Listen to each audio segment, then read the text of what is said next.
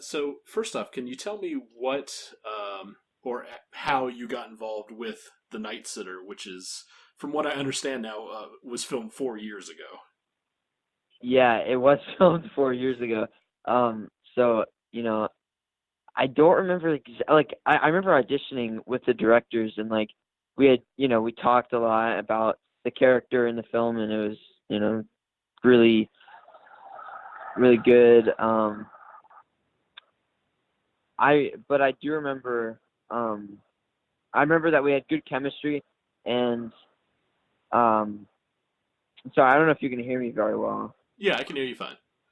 Cool. Yeah. But I remember I got like two callbacks, I think it was, and then like I thought the auditions went really well, and then um I remember I remember I got the role and I read the script and it was really good and I got invited to the set, and and it was shot at the director's mom or parents' house and which is like a really cool house. It's like pretty big, and it back down in Nashville, and I remember we like it was like filming was like 3 2 2 2 3 weeks, and they set up like up in this nice apartment. It was really cool, and I think that was my first time like you know out of school for like almost a month, just doing like homeschooling with my mom. So you can imagine how that went, um, but I think it was pretty good all around.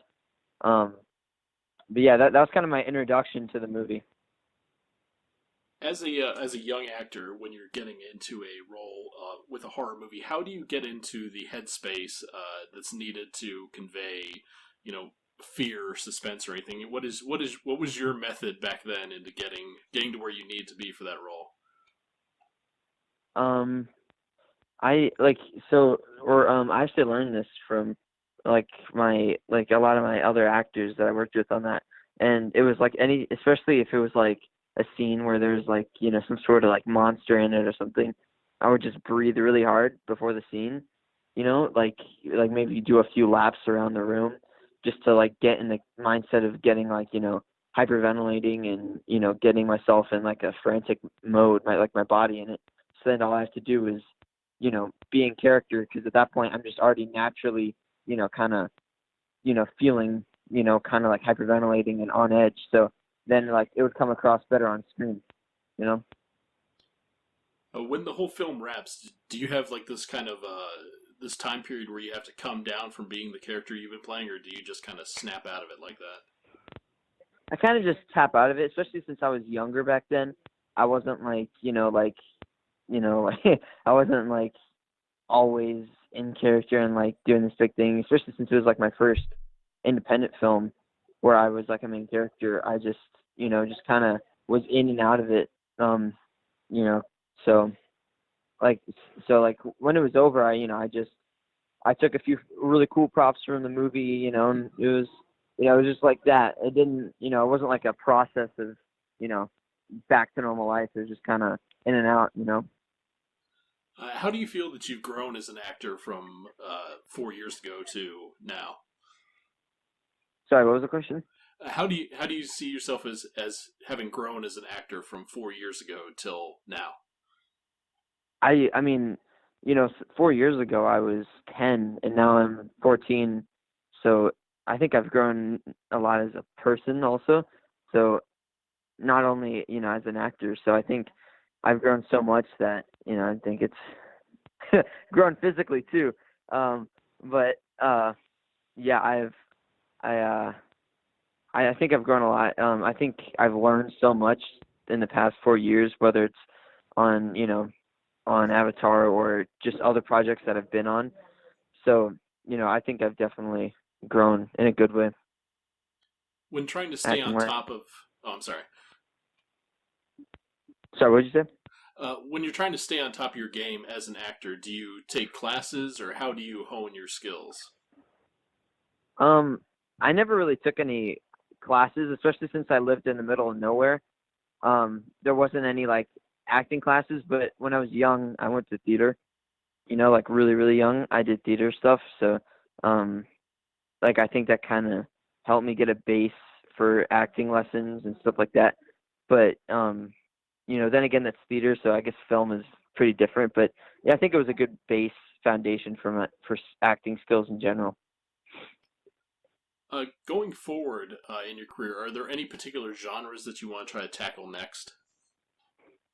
Um, I really like I don't know. I mean, I never like I've thought about this a little bit, and I think I really like um I like I really like any movie. Like I think like I'm pretty adaptable when it comes to any type of, script, whether it's like a big action movie or, like a role where it's just,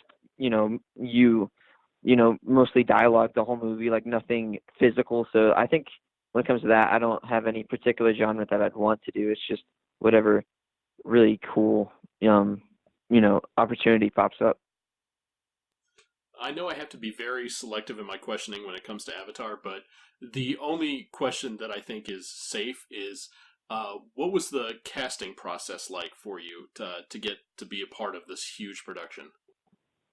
Um, I, I, I auditioned like 2 times, just like over tape, just reading a script. Yeah.